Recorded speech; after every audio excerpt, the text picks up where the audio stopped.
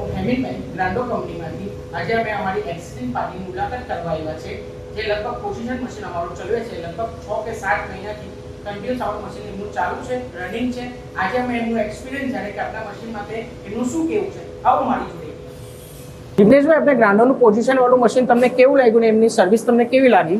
Machine સારું છે, રેન્જમાં પણ છે અને સાથે સાથે એની સર્વિસ પણ ખૂબ સારી છે. ઓકે ને આપણે એન્જિનિયરની સર્વિસ તમને કેવી મળે છે? એની બી બહુ સરસ છે કારણ કે ગમે ત્યારે આપણે એની અંદર સમજો કે ગ્રુપ બનાવેલું છે, ગ્રુપની અંદર જેવી આપણે રિક્વેસ્ટ નાખીએ એટલે વિધિન 15 થી અડધી કલાકમાં કોઈ પણ એન્જિનિયર આપણું તરફ ફોલોઅપ લે છે અને અહીંયા મશીન પાસે આવી જાય છે.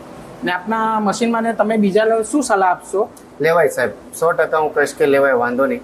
બરાબર, મશીન સારું છે, સર્વિસ સારી છે, બીજું તો શું જોઈએ કારણ કે પ્રિન્ટ જ હોય છે પણ છતાં મશીનમાં મેન આપણને જે મળતું હોય છે જે કે સર્વિસ, અને સર્વિસ આપણને મળે છે. જ્યારે સમજો કે મશીનમાં ખરાબી તો કોઈ બીમાં આવવાની છે પણ છતાં સમજો ક્યારેક કોઈ ટેકનિકલ ઇસ્યુ આવી શકે છે તો આપણને તરત સર્વિસ મળી મહત્વની છે.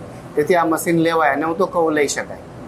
ને બીજું એમ પૂછો કે આપણે તમે બીજા કોઈને સલાહ દેશો કે આપનું મશીન તમારે બીજા કોઈને સલાહ દેવી હોય મશીન માટે તો તમે આપશો એમને? હા, અપાય ને, કેમ? કારણ કે મશીન હું પોતે યુઝ કરું છું તેથી હું એ ત્યારે જ લીધું હોય જ્યારે મેં એના બધા પાસા ચેક કર્યા હોય.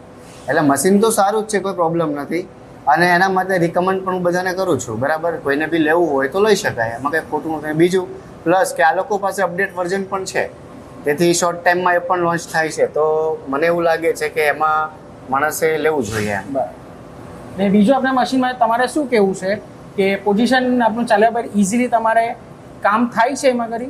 નહીં, એમાં કંઈ પ્રોબ્લેમ નથી આવતો હજી, પણ સમજો કોઈ વખત પ્રોબ્લેમ આવે છે તો એ આપણી સાઈડથી હોય છે કે કોઈ વખત આપણે સોફ્ટવેરને બરાબર સમજી નહીં શક્યા હોય અથવા તો આપણી પાસે યોગ્ય ઓપરેટર નહીં હોય અથવા તો આપણને એનું ટોટલ નોલેજ ન હોય તો સીધી વાત છે કે તરત કોઈ મશીન આવ્યા પછી ચાલુ નહીં થાય. પણ કદાચ શરૂઆતના ફેઝમાં થોડું સ્ટ્રગલિંગ રહે પણ જો પોતે ચલાવવા લાગીએ પછી ધ્યાનમાં આવવા મળે તો કોઈ ઇશ્યુ નથી. બરાબર, ઓકે.